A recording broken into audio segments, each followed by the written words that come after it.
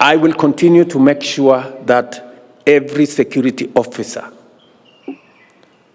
every person who puts their lives on the line for our nation, so that our families can be safe, so that our properties can be safe, and so that our nation can be safe, I will make sure that this nation stands by them and supports them.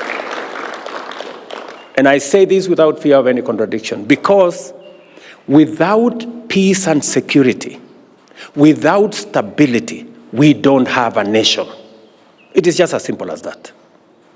And as Kenyans, we must be clear on how we go and where we go and how we get where we want to get. I must say this as president, that without peace, without security, without stability, we don't have a nation.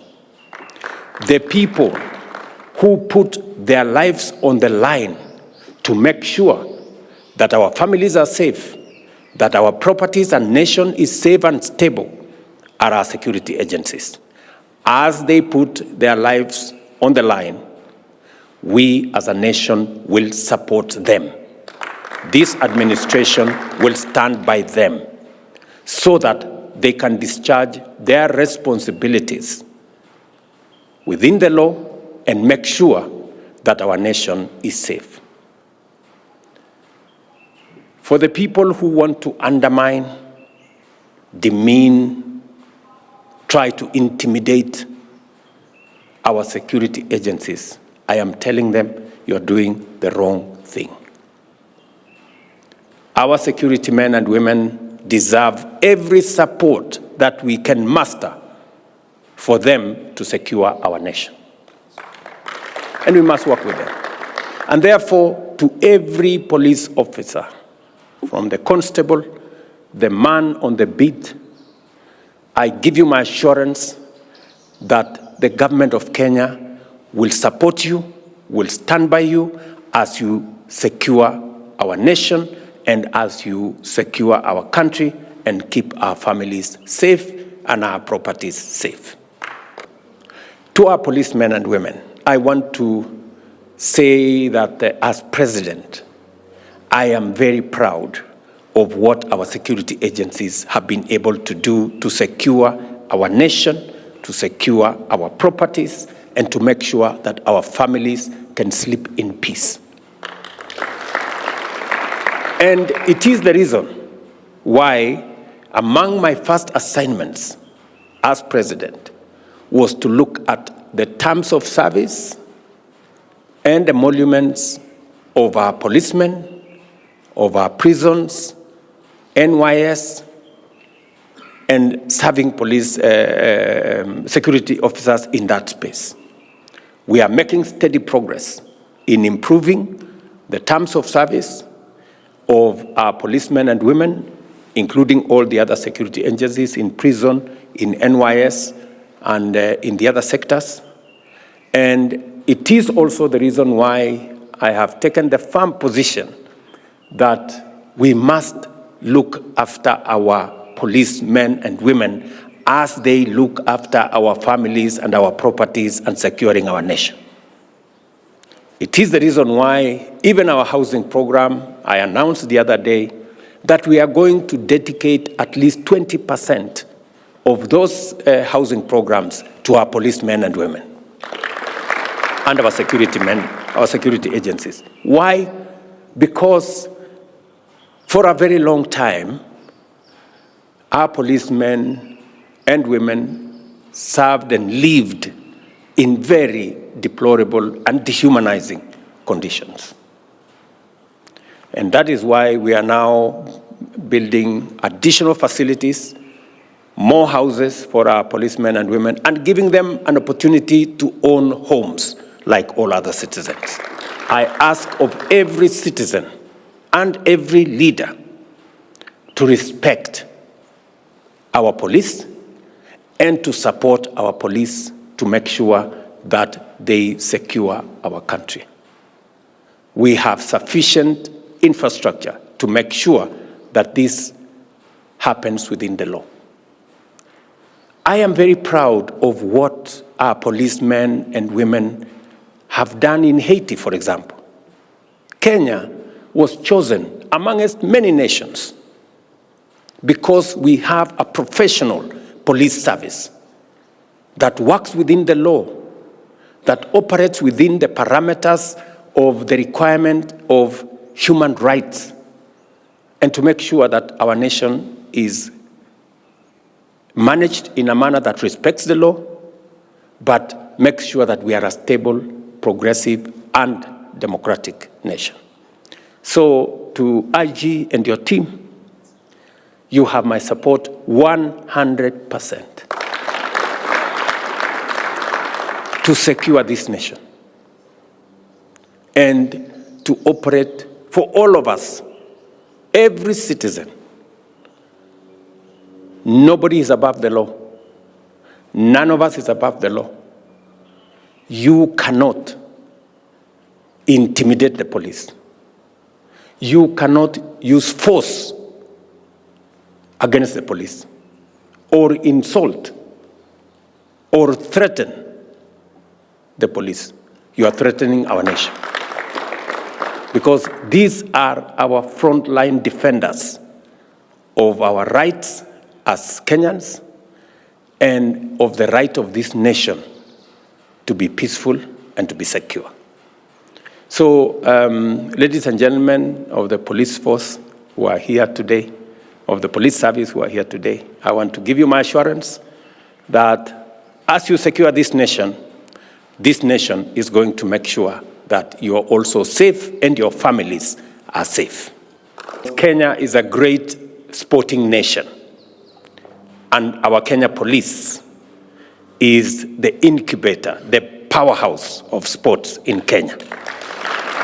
So if you combine our nation as a great sporting nation globally, and the place where that great sporting talent is nurtured is our Kenya police, then this becomes a very significant morning that we are meeting here, not just as the Kenya police family and the huge contribution you are making to sports in Kenya, from athletics through ball games and everything in between, including tug of war, as the IG has said. So, and therefore it is significant that we are meeting here this morning so that we can appreciate what you are doing, what the contribution the Kenya Police Service is making, not just to the security of our nation, but also to our sports and being the greatest ambassadors of our nation. Your Excellency, the most unfortunate scenario happened last year at around this time on 25th of June. And in that situation, Parliament was invaded. I have spoken to ambassadors from other countries when they come visit, and I've said this. In UK, for example, if any person just tweeted or posted a post on any social media to say they will be visiting Buckingham Palace, or they will go to 10 Downing Street, or they will be going to Parliament, Your Excellency, nobody will wait for them to come to the street. They will be picked from their own houses, and they will be charged. I have lived and studied in the US. I have even attempted to visit White House because there are days they are allowed to visit. If a citizen of America, in any state, however far from the Washington, D.C. is, was to write in their social media that let us go and invade White House, Your Excellency, the Secret Service would pick them from their homes. It is only in Kenya where a citizen will say they will invade Parliament, they will invade the judiciary, they will visit State House, and they still walk scot-free, not charged, and even when they are taken to court, Your Excellency, they will be released on, and they are told you can just go home for free. Kenyans need to appreciate that it is important to have the discipline that these men and women have. It's important to protect your nation, and there is nothing so good than living in a country that is so peaceful that we can come here to celebrate a team that has won a cup like it has happened. And Your Excellency, we want to promise this. that these men and women will be supported from our ministry 100%, Your Excellency, to maintain law and order. And we have received a notice from some of the political actors who, Your Excellency, not just few months ago, they were standing where I'm standing. They were defending law and order. They were standing against the chaos. But Your Excellency are sitting now planning, buying machetes and rungus, trying to distribute to young people to cause violence in town. And they want us to sit here, fold our hands, and say that that is an Article 37 of our Constitution. Your Excellency, the national police and our police officer must be ruthless in dealing with such criminals, because we want this country to be a country of law and order, not a country of chaos, so that all of us can be able to thrive in this nation. Young people in this country don't deserve to be running battles in the streets. They deserve to be playing football like this young. These are their generation. These are their colleagues. We want to give them an opportunity to grow. It is not an opportunity to be used by political actors to cause violence. In the ministry, we are ready to meet the families of those who, unfortunately, Your Excellency, suffered as a result, lost their children as a result of these political acts. Your Excellency, it doesn't matter what happened. From a human perspective, we are ready to meet their families, have a conversation with them, and see what else we can do to support them. Your Excellency, our doors are open. And I am sure even your door is open, and the door of the IG is open for us to meet with those families. We want to ask those political scavengers to keep off and allow those families to visit us and let us have a conversation with them to see how best we are going to help them to move forward. I thought I should raise this statement here because sports is supposed to unite this country. And our police have succeeded. They've just won the Premier League the other day. They don't deserve to have, after winning the Premier League, these men and women don't deserve tomorrow to wear helmets and go and run in the streets. They deserve to celebrate, Your Excellency, in an environment of peace. And that's why I thought I should be able to say this. Otherwise, we are ready and we are prepared to make sure that our country is safe. Kenya is the country that has the most difficult political environment to operate as a police officer. Political and constitutional. On one hand, the police are extremely constricted on what they can do and not do when it comes to managing public and making sure there is law and order. On the other hand, you have a population and particularly political leadership that is very belligerent in terms of supporting the work of the National Police Service and the police officers. So in this very difficult environment, the police are caught between a rock and a hard place. And in the circumstances, the police officers have made a decision whether they will side with their country or they will allow irresponsible political actors to spoil the country. Your Excellency, these police officers, having for the short period of time I've served in this ministry, and having visited them in the northern part of the country, the Kerio Valley region, where maintaining law and order, and different parts of this country, you realize that despite the difficult challenges, economic situation, facilities that they have, they are the most patriotic lot in providing law and order in our country.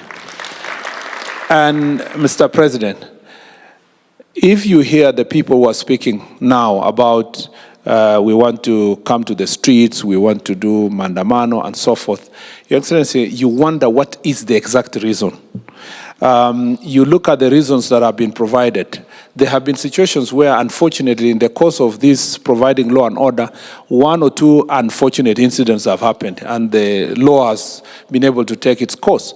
But you will find that despite that process, you will find people who are looking for every reason to come to street and to cause mayhem and to stop people's businesses. And then the police officers are sitting every day simulating how they will be able to stop these people. I'm also a proud Inspector General of the National Police Service for the works that the officers of the National Police Service have continued to do for this country to ensure that our country have remained safe and secure despite the many challenges that we have been going through.